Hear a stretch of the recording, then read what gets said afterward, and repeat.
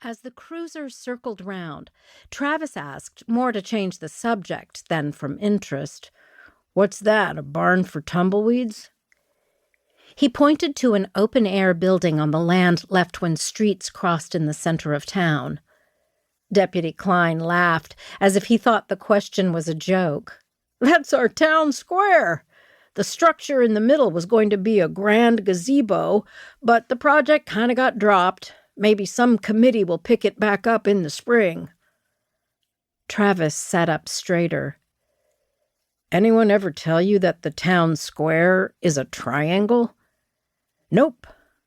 The deputy answered too quickly to be telling the truth. Travis had a feeling Klein had heard the question one too many times.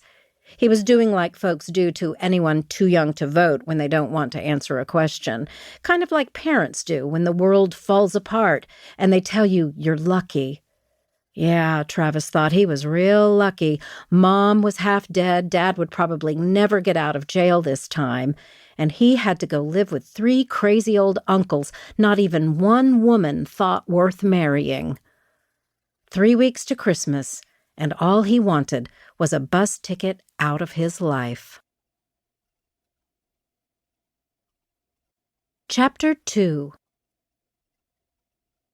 Wes Whitman watched Maria Ann Davis move silently back and forth from the farm pickup parked just outside the side door to her display in his general store.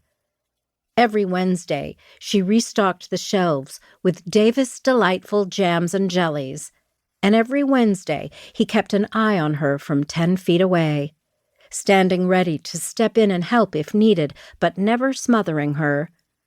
The small woman couldn't be much into her 30s, and there was a calculated grace about her movements. She counted her steps, touched familiar points along her path, made sure everything was in place before she carried in each crate. Maria Ann Davis might be blind, but she used her other senses and her brain. Watching her move was poetry in motion, he thought, and then laughed at himself for being almost romantic. Wes made sure everything was exactly the same as it had been the week before. Nothing was ever in the aisle to block her path. In the silence of the early morning, she stalked and he watched. She might be petite, but she was strong.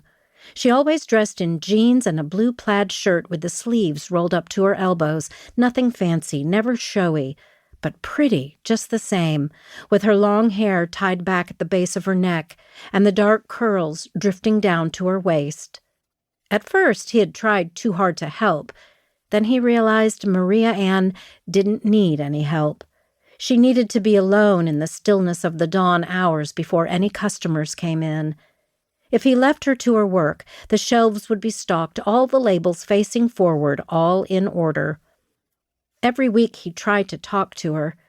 He liked her shy ways and the grace in her slender movements.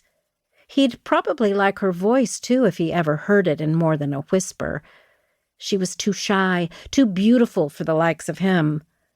Folks said if she hadn't been blinded in a car wreck 5 years ago, she would have been a great chef in Dallas now. She'd never be interested in him, no matter how hard he tried. Nothing would ever be between them but a business relationship. He had to be content to stand back and watch her, never getting in her way, never talking too much for fear of distracting her. Now and then over the years, he had offered to help her, and she always shook her head and whispered no. But if he just stood and waited, she'd eventually finish, turn in his direction, and say his name. He'd step forward and offer his arm. Maria's small hand would glide across the air until she brushed his starched shirt. Then, with her fingers resting on his arm, he'd direct her to his office, where they'd settle up for last week's sales. Wes knew she could have found her way to his office without trouble, but they both seemed to like this simple ritual each week. In an odd way, he felt almost like a knight escorting a lady fair.